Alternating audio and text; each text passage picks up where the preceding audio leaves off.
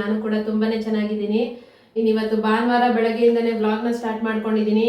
Time ಇವಾಗ 9:30 ಆಗಿದೆ. ತಿಂಡಿ ಆಯಿತು, ತಿಂಡಿ ಮಾಡಿದ್ದಾಯಿತು, ಚಿತ್ರಾನ್ನ ಮಾಡಿದ್ರು ನಮ್ಮಮ್ಮ, ತಿಂಡಿ ತಿನ್ಕೊಂಡಿದ್ದಾಯಿತು. ಇನ್ನು ಮಧ್ಯಾಹ್ನಕ್ಕೆ ನಾನ್ ವೆಜ್ ತರ್ತಾರೆ ಅಲ್ಲ, ಇವತ್ತು ಮನೇಲೇ ಮಾಡಬೇಕು. ಆಚೆ ಅಂತೂ ಹೋಗಲ್ಲ, ಹೋದ್ವಾರ ಹೋಗಿ ಬೇಜಾರಾಗಿದೆ ತಿಂದ್ಬಿಟ್ಟು. ಅದಕ್ಕೆ ಇವತ್ತು ಮನೇಲೇ ಮಾಡಬೇಕು. ಮಟನ್ ತಗೊಂಬರ್ತೀನಿ ಅಂತ ಹೇಳಿದ್ದಾರೆ. ಮಟನ್ ಸಾಂಬಾರನ್ನ ಮಾಡಬೇಕು. ರೆಸಿಪಿನ ಶೇರ್ ಮಾಡ್ತೀನಿ ನಿಮ್ಮ ಹತ್ರ ಕೂಡ. ನಾನು ಒಂದು ಸ್ವಲ್ಪ ಹಳ್ಳಿ ಸ್ಟೈಲಲ್ಲಿ ಮಾಡೋಣ ಅಂತ ಅನ್ಕೊತಾ ಇದ್ದೀನಿ. ರೆಸಿಪಿನ ಶೇರ್ ಮಾಡ್ತೀನಿ. ಜೊತೆಲಿ ಇನ್ನು ಯಾರಾದರೂ ನನ್ನ ಚಾನಲ್ಗೆ ಸಬ್ಸ್ಕ್ರೈಬ್ ಮಾಡ್ಕೊಂಡೆ ವಿಡಿಯೋ ನೋಡ್ತಾ ಇದ್ರೆ ಪ್ಲೀಸ್ ಸಬ್ಸ್ಕ್ರೈಬ್ ಮಾಡ್ಕೊಂಡು ವಿಡಿಯೋ ನೋಡಿ. ವಿಡಿಯೋನ ಕೊನೆ ತನಕ ನೋಡಿ. ವಿಡಿಯೋ ಇಷ್ಟ ಆದರೆ ಲೈಕ್ ಮಾಡಿ, ಇಷ್ಟ ಆಗಲಿಲ್ಲ ಅಂದರೆ ಡಿಸ್ಲೈಕ್ ಮಾಡಿ. ಯಾಕೆ ಇಷ್ಟ ಆಗಲಿಲ್ಲ ಅಂತ ಮಿಸ್ ಮಾಡದೆ ಕಮೆಂಟ್ ಮಾಡಿ ಹೇಳಿ. ಜೊತೆನಲ್ಲಿ ಹೈಪ್ ಬಟನ್ ಇರುತ್ತೆ, ಹೈಪ್ ಕೊಟ್ಟು ಸಪೋರ್ಟ್ ಮಾಡಿ. ಹೊಸದಾಗಿ ಯಾರೆಲ್ಲ ನನ್ನ ಚಾನಲ್ಗೆ ಬಂದಿದ್ದೀರಾ ಪ್ಲೀಸ್ ನನ್ನ ಹಳೆ ವಿಡಿಯೋಸ್ಗಳ್ನು ಕೂಡ ನೋಡಿಬಿಟ್ಟು ಸಪೋರ್ಟ್ ಮಾಡಿ ಆಯಿತಾ. ಇನ್ನು ಇವಾಗ ಸದ್ಯಕ್ಕೆ ಲೈವ್ ಮಾಡಬೇಕು. ಟೈಮ್ ಆಯಿತು, 1 ಅವರ್ ಆದರೂ ಲೈವ್ ಮಾಡೋಣ ಅಂತ ಅನ್ಕೊತಾ ಇದ್ದೀನಿ. ಮೊನ್ನೆ ಶಂಕು ಪುಷ್ಪದ ಬೀಜಗಳು ಹಾಕಿದೆ ಅಲ್ಲ, ಅದ್ರಲ್ಲಿ ಒಂದು ಬೀಜ ಮೊಳಕೆ ಬಂದಿದೆ, ತೋರಿಸ್ತೀನಿ. ಇವಾಗ ಬಿಸಿಲು ಬರುತ್ತೇನೋ ಅಂತ ನೋಡ್ತಾ ಇದ್ದೀನಿ. ಒಂದು ಸ್ವಲ್ಪ ಹೊತ್ತು ಬಿಸಿಲಲ್ಲಿ ಕುತ್ಕೊಳ್ಳೋಣ ಅಂತ. ಚಳಿ ಆಗ್ತಾ ಇದೆ ಅಂತ, ಬಿಸಿಲೇ ಬರ್ತಾ ಇಲ್ಲ. ಟೈಮ್ ಆಗಿಬಿಡುತ್ತೆ. 1 ಅವರ್ ಲೈವ್ ಮಾಡಿ ಮುಗಿಸ್ಕೊಂಡ್ಬಿಡ್ತೀನಿ, ಆಮೇಲೆ ಸಿಗ್ತೀನಿ ನಾನು.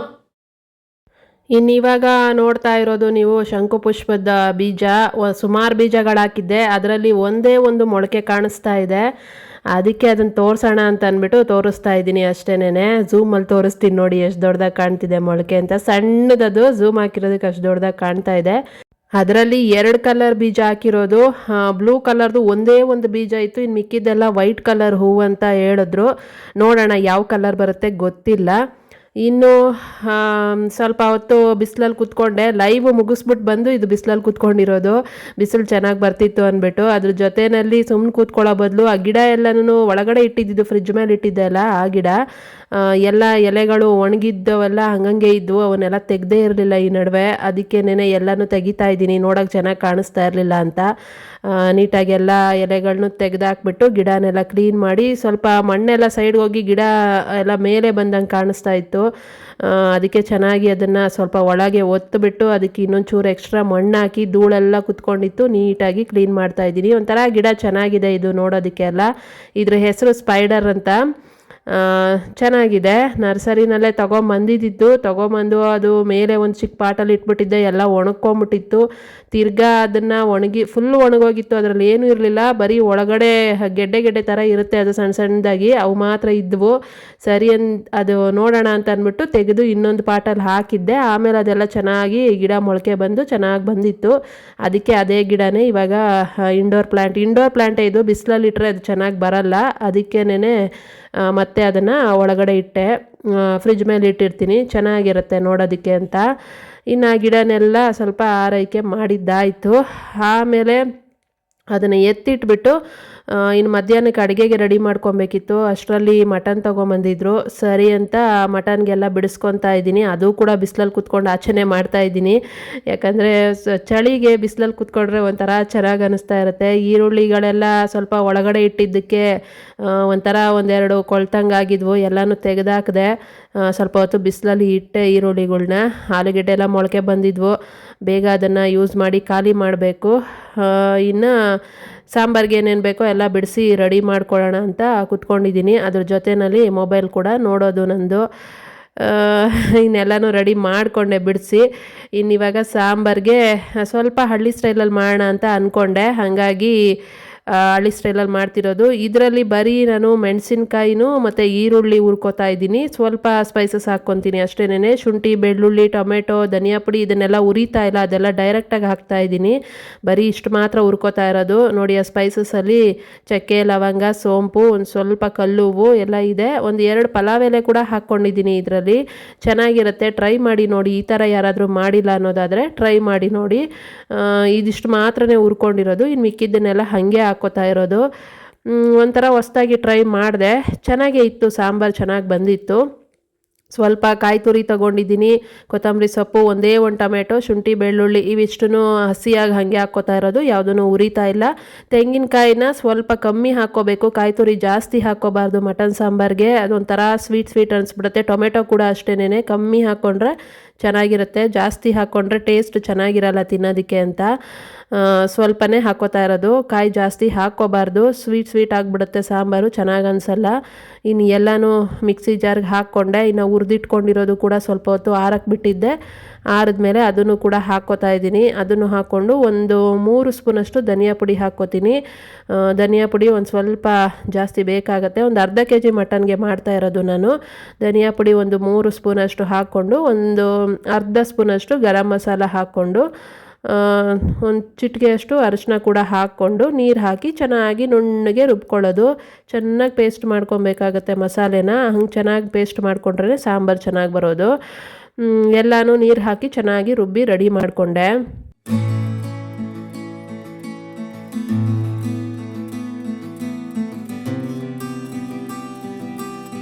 ಇನ್ನೀಗ ಕುಕ್ಕರ್ ಇಟ್ಕೊಂಡಿದ್ದೀನಿ. ಕುಕ್ಕರ್ಗೆ ಒಂದು 2 ಸ್ಪೂನಷ್ಟು ಎಣ್ಣೆ ಹಾಕ್ಕೋತೀನಿ. ಎಣ್ಣೆ ಜಾಸ್ತಿ ಬೇಕಾಗಲ್ಲ, ಯಾಕಂದರೆ ಮಟನ್ನಲ್ಲಿ ಕೂಡ ಕೊಬ್ಬಿರುತ್ತೆ ಅಲ್ಲ, ಅದು ಕೂಡ ಎಣ್ಣೆ ಬಿಟ್ಬಿಡುತ್ತೆ. ಜಾಸ್ತಿ ಎಣ್ಣೆ ಆಗಿಬಿಟ್ರೆ ಮಟನ್ನ ತಿನ್ನೋಕ್ಕಾಗಲ್ಲ, ಒಂಥರ ಅನಿಸ್ಬಿಡುತ್ತೆ. ಅದಕ್ಕೇನೆ ಒಂದು 2 ಸ್ಪೂನಷ್ಟು, 2 ಸ್ಪೂನ್ ಕೂಡ ಬೇಕಾಗಲ್ಲ, ಇನ್ನೂ ಕಮ್ಮಿ ಹಾಕ್ಕೊಂಡ್ರೆ ಒಳ್ಳೆಯದೇನೆ. ಯಾಕಂದರೆ ನಾನು ಈರುಳ್ಳಿ ಉರಿಯೋದಕ್ಕೆಲ್ಲನೂ ಎಣ್ಣೆ ಹಾಕಿದ್ದೆ ಅಲ್ಲ, ಹಾಗಾಗಿ. ಇನ್ನಿವಾಗ ಎಣ್ಣೆಗೆ ಸ್ವಲ್ಪ ಈರುಳ್ಳಿ ಕಟ್ ಮಾಡಿ ಇಟ್ಕೊಂಡಿದ್ದೆ, ಅದನ್ನು ಹಾಕ್ಬಿಟ್ಟು ಈರುಳ್ಳಿನ ಸ್ವಲ್ಪ ಹೊತ್ತು ಫ್ರೈ ಮಾಡಿಬಿಟ್ಟು ಇವಾಗ ತೊಳೆದಿಟ್ಕೊಂಡಿರೋ ಮಟನ್ನ ಹಾಕ್ಕೋತಾ ಇರೋದು. ಮಟನ್ ಹಾಕ್ಕೊಂಡು ಮಟನ್ನಲ್ಲಿ ನೀರಿನ ಅಂಶ ಬಿಟ್ಟು ನೀರೆಲ್ಲ ಡ್ರೈ ಆಗಬೇಕು, ಅಲ್ಲಿ ತನಕ ಮಟನ್ನ ಫ್ರೈ ಮಾಡ್ಕೊಬೇಕಾಗತ್ತೆ. ಮಟನ್ನ ಫಸ್ಟೇ ಈ ಥರ ಚೆನ್ನಾಗಿ ಫ್ರೈ ಮಾಡ್ಕೊಬೇಕು, ಆವಾಗಲೇ ಹಸಿ ಸ್ಮೆಲ್ಲೆಲ್ಲ ಹೋಗಿ ಮಟನ್ದು ಟೇಸ್ಟ್ ಚೆನ್ನಾಗಾಗುತ್ತೆ. ನಾವು ಫಸ್ಟೇ ಅರಿಶಿನ ಉಪ್ಪೆಲ್ಲ ಹಾಕಬಾರ್ದು, ಬರೀ ಮಟನ್ನೇ ಈ ಥರ ಎಣ್ಣೆಯಲ್ಲಿ ಚೆನ್ನಾಗಿ ಫ್ರೈ ಮಾಡ್ಕೊಬೇಕು. ಅದು ನೀರು ಬಿಟ್ಟು ಡ್ರೈ ಆಗಬೇಕು, ಅಲ್ಲಿ ತನಕ ಫ್ರೈ ಮಾಡ್ಕೊಬೇಕು. ಆವಾಗಲೇ ಹಸಿ ಸ್ಮೆಲ್ ಇರಲ್ಲ ಮಟನ್ನಲ್ಲಿ. ಚೆನ್ನಾಗಿ ಫ್ರೈ ಮಾಡ್ಕೊಂಡಾದಮೇಲೆ ನಾನು ಇವಾಗ ರುಚಿಗೆ ಬೇಕಾದಷ್ಟು ಉಪ್ಪನ್ನ ಹಾಕ್ಕೋತಾ ಇದ್ದೀನಿ. ಹಾಕ್ಕೊಂಡು ಇವಾಗ ಮತ್ತೆ ಇನ್ನೂ ಸ್ವಲ್ಪ ಚೆನ್ನಾಗಿ ಫ್ರೈ ಮಾಡ್ಕೊತೀನಿ. ಅರಿಶಿನ ಏನು ಹಾಕ್ತಾ ಇಲ್ಲ, ಯಾಕಂದರೆ ನಾನು ಮಸಾಲೆಗೆ ಅರಿಶಿನ ಹಾಕಿದ್ದೀನಲ್ಲ, ಹಾಗಾಗಿ ಉಪ್ಪು ಮಾತ್ರ ಹಾಕ್ಕೊಂಡು ಚೆನ್ನಾಗಿ ಫ್ರೈ ಮಾಡ್ಕೊತಾ ಇರೋದು. ಇವಾಗ ಏನು ರುಬ್ಬಿಟ್ಕೊಂಡಿರೋ ಮಸಾಲೆನ ಹಾಕ್ಕೋತಾ ಇದ್ದೀನಿ. ಮಸಾಲೆನ ಹಾಕ್ಕೊಂಡು ನಮಗೆ ನೀರು ಕನ್ಸಿಸ್ಟೆನ್ಸಿ ಸಾಂಬಾರ್ದು ಎಷ್ಟು ಬೇಕೋ ಅಷ್ಟು ನೋಡಿಕೊಂಡು ನೀರು ಹಾಕ್ಕೊಬೇಕು. ಯಾಕಂದರೆ ಮಟನ್ ಸಾಂಬಾರು ಜಾಸ್ತಿ ಗಟ್ಟಿಗಿದ್ರೆ ಕೂಡ ತಿನ್ನೋಕ್ಕಾಗಲ್ಲ, ಸ್ವಲ್ಪ ತೆಳುವಾಗಿದ್ರೇ ಚೆನ್ನಾಗಿರುತ್ತೆ. ಹಾಗಾಗಿ ನಾನು ಸ್ವಲ್ಪ ನೀರು ಹಾಕಿದೆ, ರಾತ್ರಿಗೂ ಬೇಕು ಅಂತ ಅಂದ್ಬಿಟ್ಟು ಒಂಚೂರು ನೀರು ಎಕ್ಸ್ಟ್ರಾ ಹಾಕಿದ್ದೀನಿ. ಇವಾಗ ಕುಕ್ಕರ್ ಲಿಡ್ನ ಕ್ಲೋಸ್ ಮಾಡಿಬಿಟ್ಟು ಮಟನ್ನು ಒಂದು 3-4 ವಿಷಲ್ ತೆಗೆದ್ರೆ ಸಾಕಾಗುತ್ತೆ. ಮಟನ್ ಬಲ್ತಿದೆಯಾ ಎಳೆದಾ ಅದ್ರ ಮೇಲೆ ಡಿಸೈಡ್ ಆಗುತ್ತೆ ಎಷ್ಟು ವಿಷಲ್ ಮಾಡ್ಕೊಬೇಕು ಅಂತಂದ್ಬಿಟ್ಟು. ನಾನೊಂದು 4 ವಿಷಲ್ ಮಾಡಿಕೊಂಡೆ. ಮಟನ್ ಎಳೆದೇ ತೊಗೊಂಬಂದಿದ್ರು. ಇನ್ನು ಊಟಕ್ಕೂ ಕೂಡ ರೆಡಿ ಮಾಡಿದ್ದೀನಿ, ಸಾಂಬಾರು ಕೂಡ ರೆಡಿ ಆಯಿತು. ಇನ್ನು ಅನ್ನ ಮುದ್ದೆನ ನಾವು ಅಮ್ಮನೇ ಮಾಡಿ ಕೊಟ್ಬಿಡ್ತಾರೆ, ಹಾಗಾಗಿ ನಂದೇನು ಕೆಲಸ ಇರಲ್ಲ, ಸಾಂಬಾರು ಅಷ್ಟೇ ಮಾಡೋದು. ನಾನು ಸಾಂಬಾರನ್ನ ಮಾಡಿ ಕೊಟ್ಟೆ, ಅವ್ರು ಅನ್ನ ಮುದ್ದೆ ಮಾಡಿ ಕೊಟ್ಟಿದ್ದರು. ಇನ್ನಿವಾಗ ಊಟಕ್ಕೆ ಬಡಿಸ್ಕೊತಾ ಇರೋದು. ಇವತ್ತಿನ ಊಟ ಮುದ್ದೆ ಜೊತೆಯಲ್ಲಿ ಒಂದು ಮೊಟ್ಟೆ ಕೂಡ ಬೇಯಿಸಿದ್ದೆ, ಅದನ್ನು ಕೂಡ ಇಟ್ಟಿದ್ದೀನಿ. ಮಟನ್ ಸಾಂಬಾರು ಇಷ್ಟೇ ಇವತ್ತು, ಜಾಸ್ತಿ ಏನು ಮಾಡೋಕ್ಕೆ ಹೋಗಲಿಲ್ಲ. ಮಟನ್ ಜೊತೆಲಿ ಲಿವರ್ ಎಲ್ಲ ತೊಗೊಂಬರ್ತಾಯಿದ್ರು, ಇವತ್ತು ಏನು ತೊಗೊಂಬಂದಿಲ್ಲ. ಸಾಕು ಇಷ್ಟನ್ನೇ ತಿಂದು ಜೀರ್ಣಿಸ್ಕೊಳ್ಳೋಣ ಅಂತಂದ್ಬಿಟ್ಟು ಅವನ್ನೆಲ್ಲ ತಂದಿಲ್ಲ. ಅವೆಲ್ಲ ತಂದು ತಿಂದಾಗ ಒಂಥರ ಹೆವಿ ಅಂತ ಅನಿಸ್ಬಿಡುತ್ತೆ. ಇನ್ನೊಂದ್ಸರಿ ಮಟನ್ನೇ ತಿನ್ನೋದು ಬೇಡ ಅನ್ನೋ ಥರ ಫೀಲ್ ಆಗಿಬಿಡುತ್ತೆ. ಅದಕ್ಕೆ ಇವತ್ತು ಅದೆಲ್ಲ ಏನೂ ತರಲಿಲ್ಲ, ಬರೀ ಮಟನ್ ಅಷ್ಟೇ ತಂದಿದ್ರು. ಅದಕ್ಕೆ ಮಟನ್ ಸಾಂಬಾರು ಮಾಡಿದ್ದು. ಹೆಂಗಿದೆ ರೆಸಿಪಿ ನೋಡಿ ಹೇಳಿ, ಟ್ರೈ ಮಾಡಿ ನೀವು ಕೂಡ. ಟ್ರೈ ಮಾಡಿಬಿಟ್ಟು ಹೆಂಗಿತ್ತು ಅಂತ ಕಮೆಂಟ್ ಮಾಡಿ ಹೇಳಿ, ಮಿಸ್ ಮಾಡಬೇಡಿ. ಇನ್ನಿದು ಮಧ್ಯಾಹ್ನದ ಊಟ ಕೂಡ ಮಾಡ್ಕೊಂಡಾದಮೇಲೆ ಇನ್ನು ಮೂವಿ ನೋಡ್ಕೊಂಡು ಕುತ್ಕೊಂಡ್ವಿ, ಇನ್ನೇನು ಕೆಲಸ ಇರಲಿಲ್ಲ. ಆಮೇಲೆ ತರಕಾರಿನ ತರಬೇಕಾಗಿತ್ತು. ಆಚೆ ಹೋಗ್ತೀವೋ ಇಲ್ವೋ ಅಂತ ನಾನು ಅಂದರೆ ಗ್ಯಾರಂಟಿ ಇರಲಿಲ್ಲ, ಹೋಗೋದು ಬೇಡ ಅಂತಲೇ ಅಂದ್ಕೊಂಡಿದ್ದು. ಅದಕ್ಕೆ ಸರಿ ಝೆಪ್ಟೋದಲ್ಲೇ ಆರ್ಡ್ರ್ ಮಾಡ್ಕೊಂಬಿಡೋಣ ತರಕಾರಿನ ಅಂತ ಅಂದ್ಬಿಟ್ಟು ಝೆಪ್ಟೋದಲ್ಲಿ ಆರ್ಡ್ರ್ ಮಾಡಿ ತರಕಾರಿನ ತರಿಸ್ಕೊಂಡಿದ್ದೆ. ನಾನು ಮೊದಲೆಲ್ಲ ಹೇಳಿದ್ದೀನಿ, ನನಗೆ ನಾನ್ ವೆಜ್ ಏನಾದರೂ ತಿಂದರೆ ಐಸ್ ಕ್ರೀಮ್ ತಿನ್ನಬೇಕು ಅಂತ ಆಸೆ ಆಗುತ್ತೆ. ಅದಕ್ಕೆ ಸರಿ ಝೆಪ್ಟೋದಲ್ಲೇ ಒಂದು ಐಸ್ ಕ್ರೀಮ್ನು ಕೂಡ ಆರ್ಡ್ರ್ ಮಾಡ್ಕೊಂಡಿದ್ದೆ. ಝೆಪ್ಟೋದಲ್ಲಿ ಸ್ವಲ್ಪ ಐಸ್ ಕ್ರೀಮ್ ರೇಟ್ ಜಾಸ್ತಿನೇ, ಎಷ್ಟೋ ಇತ್ತು, 30-35 ರೂಪಾಯಿನೋ. ಅದನ್ನೇ ಹೇಳ್ತಾಯಿದ್ರು. ನಂದಿನಿನಲ್ಲಿ ಹೋಗಿದ್ದಿದ್ರೆ ಸುಮ್ಮನೆ 10 ರೂಪಾಯಿಗೆ ಸಿಕ್ಕಿರೋದು ತಾನೇ, 15 ರೂಪಾಯಿ, ಸಾರಿ 10 ರೂಪಾಯಿ ಇಲ್ಲ ಇವಾಗ, 15 ರೂಪಾಯಿಗೆ ಸಿಕ್ಕಿರೋದು ತಾನೇ ಅಂತ ಅಂದ್ಬಿಟ್ಟು. ಅಲ್ಲೂ ಕೂಡ ದೊಡ್ಡದಂದರೆ 30, 25, 30 ಇದು ಅಷ್ಟೇನೆ, ದೊಡ್ಡದೇನೆ. ಇವ್ರು ನನಗಂತೂ ಬೇಡ, ನೀನು ಬೇಕಿದ್ರೆ ತರಿಸ್ಕೊ ಅಂದ್ಬಿಟ್ಟು ಅದನ್ನು ಆರ್ಡ್ರ್ ಮಾಡ್ಕೊಂಡಿದ್ದು. ಆಮೇಲೆ ಒಂದು ಚಿಪ್ಸ್ ಪ್ಯಾಕೆಟು ಅವ್ರಿಗೆ ಅಂತ ಒಂದು ಚಿಪ್ಸ್ ಪ್ಯಾಕೆಟ್ನ ಆರ್ಡ್ರ್ ಮಾಡಿದ್ದು. ಇನ್ನು ಮಿಕ್ಕಿದ್ದೆಲ್ಲ ತರಕಾರಿನೇ. ಇದಿಷ್ಟನ್ನು ಆರ್ಡ್ರ್ ಮಾಡಿ ತರಿಸ್ಕೊಂಡು ಫಸ್ಟ್ ಇದನ್ನೆಲ್ಲ ತಿನ್ಕೊಂಡು ಕೂತ್ಕೊಂಡೆ ಮೂವಿ ನೋಡಿಕೊಂಡು. ಆಮೇಲೆ ಇವನ್ನೆಲ್ಲ ಎತ್ತಿಟ್ಕೊಂಡ್ರೆ ಆಯಿತು ಅಂತ ಅಂದ್ಬಿಟ್ಟು ಅವೆಲ್ಲ ಎತ್ತಿಟ್ಟಿಲ್ಲ, ಹಂಗೆ ಇಟ್ಬಿಟ್ಟು ಇದನ್ನೆಲ್ಲ ತಿಂತಾ ಕೂತ್ಕೊಂಡ್ವಿ. ಸಂಜೆವರೆಗೂ ಅದೇ ಕೆಲಸ ಆಯಿತು. ಆಮೇಲೆ ಸಂಜೆ ಸ್ವಲ್ಪ ಆಚೆ ಹೋಗೋಣ ಅಂತ ಹೇಳಿದೆ. ಫಸ್ಟು ಬೇಡ ಅಂತಂದರು. ಆಮೇಲೆ ಸರಿ ಅಂತ ಅಂದ್ಬಿಟ್ಟು ಹಂಗೂ ಹಿಂಗೂ ಮನ್ಸು ಮಾಡಿ ಎದ್ದು ಬಂದರು. ಬಂದಮೇಲೆ ಸ್ವಲ್ಪ ಆಚೆ ಹೋಗಿದ್ವಿ. ದೂರ ಎಲ್ಲೂ ಇಲ್ಲ, ಇಲ್ಲೇ ಹತ್ತಿರದಲ್ಲಿ ಒಂದು ವಿಶಾಲ್ ಮಾರ್ಟ್ ಇತ್ತು. ಸ್ವಲ್ಪ ಏನು ತಗೋಬೇಕಾಗಿತ್ತು, ಹಾಗಾಗಿ ಹೋಗಿದ್ದಿದ್ದು. ಹೋಗಿ ಒಳಗಡೆ ಎಲ್ಲ ನಾನೇನು ವೀಡಿಯೋ ಮಾಡ್ಕೊಳ್ಲಿಲ್ಲ. ವಿಶಾಲ್ ಮಾರ್ಟ್ ಒಳಗಡೆ ಬರೀ ಆಚೆ ಮಾತ್ರ ತೋರಿಸಿದ್ದೀನಿ ಅಷ್ಟೇನೆ. ಹೋಗ್ಬಿಟ್ಟು ಒಂದೆರಡು ಸ್ವೆಟ್ ಶರ್ಟ್ ಬೇಕಾಗಿತ್ತು, ತಗೊಂಡು ಬಂದೆ. ಜಾಸ್ತಿ ಇನ್ನೇನು ಪರ್ಚೇಸಿಂಗ್ ಇರಲಿಲ್ಲ. ಎರಡು ಸ್ವೆಟ್ ಶರ್ಟ್ ತೊಗೊಂಡಿದ್ದಷ್ಟೇನೆ ತಗೊಂಡು ಬಂದೆ. ಚೆನ್ನಾಗಿದ್ದಾವೆ, ಕಮ್ಮಿ ರೇಟ್ ಇದ್ದಾವೆ, ತೊಗೊಬೋದು ವಿಶಾಲ್ ಮಾರ್ಟಲ್ಲಿ. ನನಗೆ ಸುಮಾರು ಬೇಕಿತ್ತು ಸ್ವೆಟ್ ಶರ್ಟು ಟಾಪ್ಸ್ಗಳು ಎಲ್ಲನೂ. ನೆಕ್ಸ್ಟ್ ಟೈಮ್ ಬರ್ತೀನಿ ಅಂತ ಅಂದ್ಕೊಂಡು ನೋಡ್ಕೊಂಡು ಬಂದಿದ್ದಷ್ಟೇನೆ. ಎರಡು ಮಾತ್ರ ತಗೊಂಡಿದ್ದೀನಿ. ಇವಾಗ ಜೀನ್ಸ್ ಮೇಲೆ ಹಾಕ್ಕೊಳ್ಳೋದಕ್ಕೆ ಚೆನ್ನಾಗಿರುತ್ತೆ ಅಂತ ಅಂದ್ಬಿಟ್ಟು, ಅದರಲ್ಲೂ ಈ ಚಳಿಗೆಲ್ಲ ಹಾಕ್ಕೊಳ್ಳೋದಕ್ಕೆ ಚೆನ್ನಾಗಿರುತ್ತೆ ಅಂತ ತಗೊಂಡು ಬಂದಿದ್ದಾಯಿತು. ಇನ್ನು ಮನೆಗೆ ಬಂದ ಮೇಲೆ ತಗೊಂಬಂದಿದ್ದು ತರಕಾರಿ ಎಲ್ಲ ಹಾಗೆ ಇತ್ತಲ್ಲ, ಹಂಗಾಗಿ ಎಲ್ಲನೂ ಎತ್ತಿಟ್ಬಿಡೋಣ ಅಂತ ಕೂತ್ಕೊಂಡೆ. ಬೇಬಿ ಕಾರ್ನ ಆರ್ಡ್ರ್ ಮಾಡ್ಕೊಂಡಿದ್ದೆ. ಅದರಲ್ಲಿ ನೋಡಿದ್ರೆ 4 ಪೀಸ್ ಹಾಕಿದ್ರು. ಅದನ್ನೇ ತೋರಿಸ್ತಾ ಇದೆ. ಇಷ್ಟೇನ ಇದು ಬಂದಿರೋದು ಅಂದರೆ ಇನ್ನೆಷ್ಟು ಬರುತ್ತೆ ಅಷ್ಟೇ ಬರೋದು ಅಂತಂದರು. ಇರಲಿ ಏನಾದರೂ ಮಾಡೋಣ ಅಂತ ತರಿಸ್ಕೊಂಡಿದ್ದೀನಿ. ನೋಡೋಣ ಅದರಲ್ಲಿ ಏನಾದರೂ ಮಾಡಬೇಕು. ಇನ್ನೊಂದಷ್ಟು ತರಕಾರಿಗಳನ್ನ ತರಿಸ್ಕೊಂಡಿದ್ದೀನಿ. ಮಾಮೂಲಿ ಇರುತ್ತೆ ನನ್ನ ತರಕಾರಿಗಳು. ಕ್ಯಾರೆಟು, ಬೀನ್ಸು ಇಲ್ಲಿ ನಾಟಿ ಬೀನ್ಸ್ ಸಿಗಲ್ಲ, ಅದು ಅಂಗಡಿಗೆ ಹೋಗಬೇಕು. ಹಾಗಾಗಿ ನಾನು ಇದರಲ್ಲಿ ಆರ್ಡ್ರ್ ಮಾಡ್ಕೊಳಕ್ಕೆ ಹೋಗಲ್ಲ, ಅದನ್ನ ಅಂಗಡಿನಲ್ಲೇ ತೊಗೊಳೋದು. ನಾನು ತರಕಾರಿ ಅಂಗಡಿಲೇ ತೊಗೊಳೋದು, ಇದರಲ್ಲಿ ತೊಗೊಳಲ್ಲ ಸಾಮಾನ್ಯವಾಗಿ. ತುಂಬ ಎಲ್ಲೂ ಹೋಗ್ತಾ ಇಲ್ಲ ಆಚೆ ಅಂದವಾಗ ಮಾತ್ರನೇ ತೊಗೊಳೋದು. ಇನ್ನು ಬೆಂಡೆಕಾಯಿ ಸ್ವಲ್ಪ ಹಾಳಾಗಿತ್ತು, ಬೆಂಡೆಕಾಯಿ ಚೆನ್ನಾಗಿರಲಿಲ್ಲ. ಸುಮಾರು ಐಟಮ್ಗಳು ಯಾಕೋ ಇತ್ತೀಚೆಗೆ ಚೆನ್ನಾಗಿ ಬರ್ತಾಯಿಲ್ಲ. ಮುಂಚೆ ಎಲ್ಲ ಚೆನ್ನಾಗಿ ಕೊಡ್ತಾಯಿದ್ರು, ಫ್ರೆಶ್ ಆಗಿರ್ತಾಯಿತ್ತು. ಇತ್ತೀಚೆಗೆ ಯಾಕೋ ಚೆನ್ನಾಗಿಲ್ಲ. ಅದಕ್ಕೆ ನಾನು ಜಾಸ್ತಿ ಆರ್ಡ್ರ್ ಮಾಡ್ಕೊಳಕ್ಕೆ ಹೋಗಲ್ಲ, ಆಚೆ ಎಲ್ಲೂ ಹೋಗಲ್ಲ ಅಂತ ಅಂದ್ಕೊಂಡು ಆರ್ಡ್ರ್ ಮಾಡಿಬಿಟ್ಟಿದ್ದಾಯಿತು. ಇನ್ನು ಕ್ಯಾರೆಟ್ ಎಲ್ಲ ತೊಗೊಂಡೆ. ಕ್ಯಾರೆಟ್ ಇದ್ದವು ಆದರೂ ಕೂಡ ತೊಗೊಂಬಿಟ್ಟಿದ್ದೀನಿ. ಅದನ್ನು ಕ್ಯಾರೆಟ್ ಹಲ್ವಾನೋ ಏನಾದರೂ ಮಾಡಬೇಕು. ಜಾಸ್ತಿ ಇದೆ ಕ್ಯಾರೆಟು, ನೋಡೋಣ. ನಾನು ಜಾಸ್ತಿ ಕ್ಯಾರೆಟ್ ಯೂಸ್ ಮಾಡ್ತೀನಿ ಅಲ್ಲ, ಎಲ್ಲದಕ್ಕೂ ಕ್ಯಾರೆಟ್ ಹಾಕ್ತಾನೆ ಇರ್ತೀನಿ, ಹಾಗಾಗಿ ತರಿಸ್ಕೊಂಡೆ. ಇನ್ನು ತಂದಿರೋ ಒಂದಷ್ಟು ಎಲ್ಲ ಐಟಮ್ಸ್ಗಳನ್ನೂ ಎತ್ತಿ ಬಾಕ್ಸ್ಗಳಿಗೆಲ್ಲ ಹಾಕಿ ಎತ್ತಿ ಇಟ್ಟಿದ್ದೀನಿ.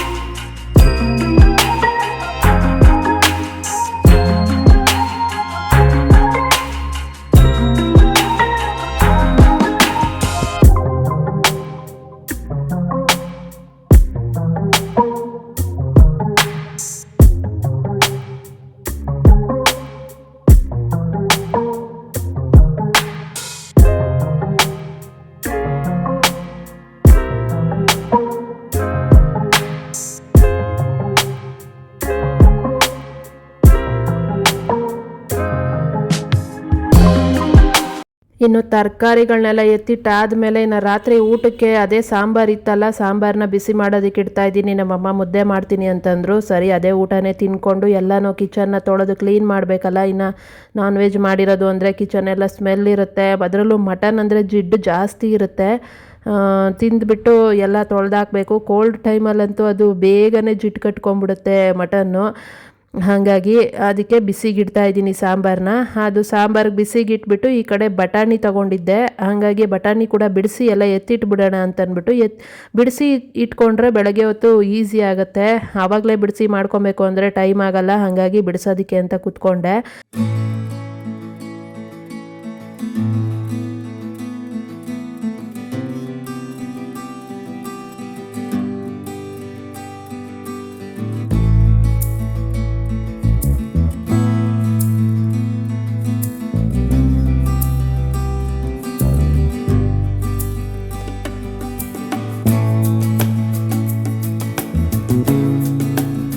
ಇನ್ನು ಎಲ್ಲನೂ ಬಟಾಣಿನೆಲ್ಲ ಬಿಡಿಸಿ ಎತ್ತಿಟ್ಟಾದಮೇಲೆ ಇನ್ನು ಊಟ ಕೂಡ ಮುಗಿಸ್ಕೊಂಡ್ವಿ. ಊಟ ಎಲ್ಲ ಮಾಡ್ಕೊಂಡಾದಮೇಲೆ ಇನ್ನು ಕಿಚನ್ ಕ್ಲೀನ್ ಮಾಡೋಣ ಅಂತ ರೆಡಿ ಆದೆ. ನೋಡ್ತಾ ಇರ್ಬೋದು ಕಿಚನ್ ಈ ಥರ ಕಾಣಿಸ್ತಾ ಇದೆ. ನಾನ್ ವೆಜ್ ಮಾಡಿದಾಗ್ಲಂತೂ ಒಂಥರ ಮೆಸ್ಸಿ ಆಗೋಗಿರುತ್ತೆ.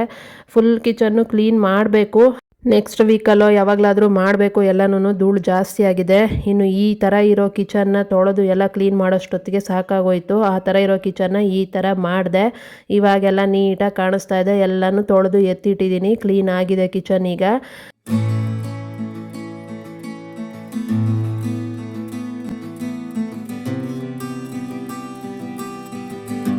ಇನ್ನು ನೈಟು ಊಟ ಎಲ್ಲ ಮುಗಿಸಾದ್ಮೇಲೆ ಕಿಚನ್ ಕ್ಲೀನ್ ಮಾಡಾದಮೇಲೆ ಇನ್ನು ವ್ಲಾಗ್ ಕಂಟಿನ್ಯೂ ಆಗಲಿಲ್ಲ. ಸೋಮವಾರ ಬೆಳಗ್ಗೆಯಿಂದ ವ್ಲಾಗ್ನ ಕಂಟಿನ್ಯೂ ಮಾಡ್ತಾ ಇದ್ದೀನಿ. ಸೋಮವಾರ ಇವತ್ತು ಸಂಕಷ್ಟಾರ ಚತುರ್ಥಿ ಕೂಡ ಇದೆ. ಜೊತೆಯಲ್ಲಿ ಸೋಮವಾರ ಕೂಡ ನಾನು ಸೋಮವಾರದೊತ್ತಲು ಬೆಡ್ ಸ್ಪ್ರೆಡ್ ಎಲ್ಲ ತೆಗೆದು ಚೇಂಜ್ ಮಾಡ್ತೀನಿ ಅಲ್ಲ, ಯಾವಾಗಲೂ ವಾರನೂ. ಇವತ್ತು ಎಲ್ಲನೂ ತೆಗೆದು ಕ್ಲೀನ್ ಮಾಡ್ತಾ ಇದ್ದೀನಿ. ಇನ್ನು ಪೂಜೆಗೆಲ್ಲ ರೆಡಿ ಮಾಡ್ಕೊಳ್ಳೋದಿದೆ, ಇನ್ನೂ ಕೆಲಸಗಳು ಬೇಜಾನಿದೆ. ಫಸ್ಟು ಒಂದು ಕಡೆಯಿಂದ ಕ್ಲೀನ್ ಮಾಡ್ಕೊಂಬಿಡೋಣ ಅಂತ ಬೆಡ್ ಸ್ಪ್ರೆಡ್ನೆಲ್ಲ ತೆಗೆದು ಚೇಂಜ್ ಮಾಡಿದೆ.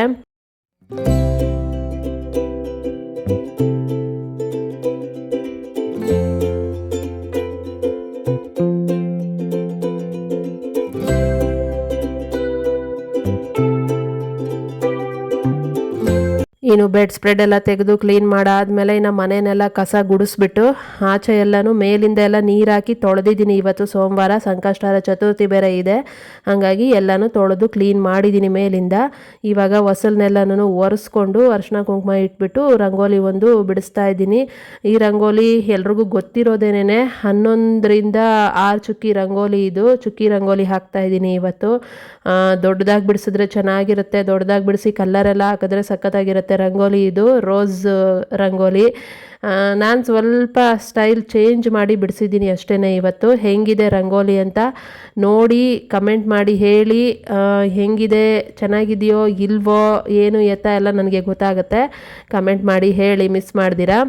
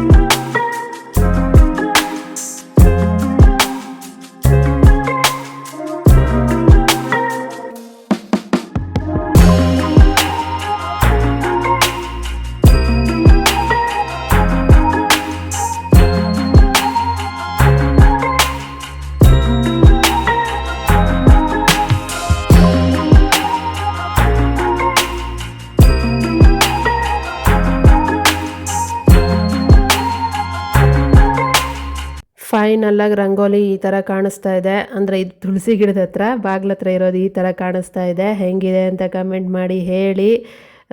ಚೆನ್ನಾಗಿದೆಯೋ ಇಲ್ವೋ ಏನು ಎತ್ತ ಎಲ್ಲ ಗೊತ್ತಾಗುತ್ತೆ. ನನಗೆ ಇಷ್ಟ ಆಯಿತು. ಸ್ವಲ್ಪ ದೊಡ್ಡದಾಗಿ ಬಿಡಿಸ್ಬಿಟ್ಟು ಕಲ್ಲರೆಲ್ಲ ಹಾಕಿದ್ರೆ ಇನ್ನೂ ಸಕ್ಕತ್ತಾಗಿರುತ್ತೆ ರಂಗೋಲಿ. ನೋಡೋಣ, ಕಲರ್ ಹಾಕಿ ರಂಗೋಲಿ ಹಾಕಿ ಅಂತ ಹೇಳ್ತಾ ಇದ್ದಾರೆ. ತೊಗೊಂಬರ್ಬೇಕು ಕಲರ್ಸ್ಗಳನ್ನ. ನಾನು ತೊಗೊಂಬಂದಿಲ್ಲ, ತೊಗೊಂಬಂದ್ಬಿಟ್ಟು ನೆಕ್ಸ್ಟ್ ಹಾಕ್ತೀನಿ ಕಲರ್ ಹಾಕ್ಬಿಟ್ಟು ರಂಗೋಲಿನ. ಇನ್ನು ರಂಗೋಲಿನೂ ಹಾಕಿ ಆದಮೇಲೆ ಇನ್ನು ಮನೆಯೆಲ್ಲ ಒರೆಸ್ಕೊಂಡು ಬಾತ್ರೂಮ್ ಎಲ್ಲ ಉಜ್ಜಿ ತೊಳೆಯೋದಿತ್ತು, ಎಲ್ಲನೂ ಕ್ಲೀನ್ ಮಾಡಿದ್ದೀನಿ ಇವತ್ತು. ಕ್ಲೀನ್ ಮಾಡಿಕೊಂಡು ನಾನು ಕೂಡ ನೀರಿಟ್ಟು ಸ್ನಾನ ಮಾಡಿ ದೇವರಿಗೆಲ್ಲ ರೆಡಿ ಮಾಡಿಕೊಂಡು ಇವಾಗ ವೀಡಿಯೋ ಮಾಡ್ತಾ ಇರೋದು. ಅಲ್ಲಿ ತನಕ ನಾನು ವೀಡಿಯೋನ ಮಾಡಲಿಲ್ಲ, ಯಾಕಂದರೆ ಲೇಟ್ ಆಗಿಬಿಡುತ್ತೆ ಅಂದ್ಬಿಟ್ಟು. ಎಲ್ಲನೂ ವೀಡಿಯೋ ಮಾಡ್ಕೊಬೇಕು ಅಂತಂದರೆ ಒಂದೊಂದು ಸರಿನೂ ನಾನು ಕ್ಯಾಮ್ರಾನ ಆ ಕಡೆ ಈ ಕಡೆ ಸೆಟ್ ಮಾಡ್ತಾ ಇರಬೇಕಾಗತ್ತೆ. ಅದೇ ಅರ್ಧ ಟೈಮ್ ಆಗಿಬಿಡುತ್ತೆ ನನಗೆ. ಅದಕ್ಕೆ ಲೇಟ್ ಆಗಿಬಿಡುತ್ತೆ. ಬೆಳಗ್ಗೆ ಇನ್ನೂ ದೇವಸ್ಥಾನಕ್ಕೆ ಬೇರೆ ಹೋಗಬೇಕಿತ್ತು, ಹಾಗಾಗಿ ನಾನು ಏನು ವೀಡಿಯೋ ಮಾಡ್ಕೊಳಕ್ಕೆ ಹೋಗಲಿಲ್ಲ. ಮನೇಲಿ ಮಾತ್ರ ಅಂದರೆ ಎಲ್ಲ ಕ್ಲೀನ್ ಮಾಡಿಕೊಂಡು ಪೂಜೆ ಮುಗಿಸ್ಬಿಟ್ಟು ದೇವಸ್ಥಾನಕ್ಕೆ ಹೋಗಿ ಬಂದು ಆಮೇಲೆ ತಿಂಡಿ ಮಾಡಿದ್ದು. ತಿಂಡಿಗೆ ಇವತ್ತು ದೋಸೆ ಅಷ್ಟೇನೆ, ಇನ್ನೇನು ಮಾಡಿರಲಿಲ್ಲ. ಅರ್ಜೆಂಟಾಗಿ ಆಗೋದು ಅದೊಂದೇ ಅಂತ ಅಂದ್ಬಿಟ್ಟು ಇಂಥ ಟೈಮಲ್ಲೆಲ್ಲ ಅದನ್ನೇ ಮಾಡಿ ಇಟ್ಕೊಂಡ್ಬಿಡ್ತೀವಿ ನಾವು ದೋಸೆ ಹಿಟ್ಟನ್ನ.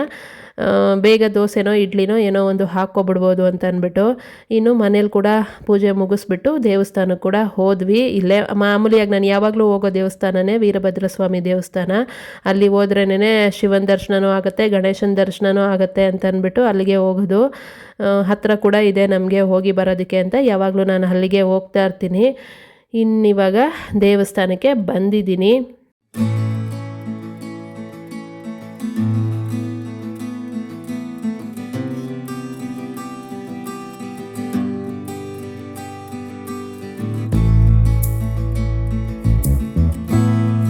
ಇನ್ನು ದೇವರಿಗೆ ಅರ್ಚನೆ ಕೂಡ ಮಾಡಿಸ್ಕೊಂಡ್ವಿ. ಅರ್ಚನೆ ಎಲ್ಲ ಮಾಡಾದ್ಮೇಲೆ ದೇವರಿಗೆ ಪೂಜೆ ಕೂಡ ಮಾಡಿದ್ರು.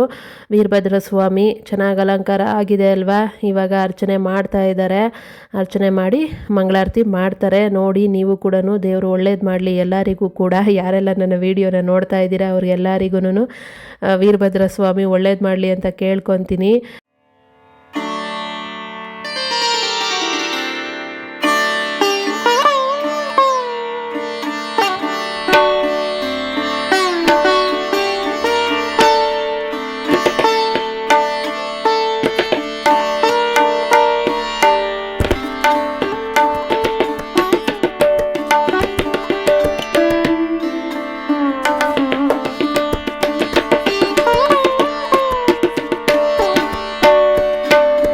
ಇನ್ನು ವೀರಭದ್ರ ಸ್ವಾಮಿ ದರ್ಶನ ಕೂಡ ಆಯಿತು, ಪೂಜೆ ಕೂಡ ಆಯಿತು. ಇನ್ನು ಪಕ್ಕದಲ್ಲೇ ಗಣೇಶನ್ನು ಕೂಡ ದರ್ಶನ ಮಾಡ್ಕೊಂಡಿದ್ದಾಯಿತು. ಸಂಕಷ್ಟಹರ ಚತುರ್ಥಿ ಇತ್ತಲ್ವ, ಹಾಗಾಗಿ ಇನ್ನೂ ಸರಿಯಾಗಿ ಅಲಂಕಾರ ಏನೂ ಮಾಡಿಲ್ಲ. ಸಂಜೆಗೆ ಮಾಡ್ತಾರೆ ಅಂತ ಅನಿಸುತ್ತೆ, ಗೊತ್ತಿಲ್ಲ.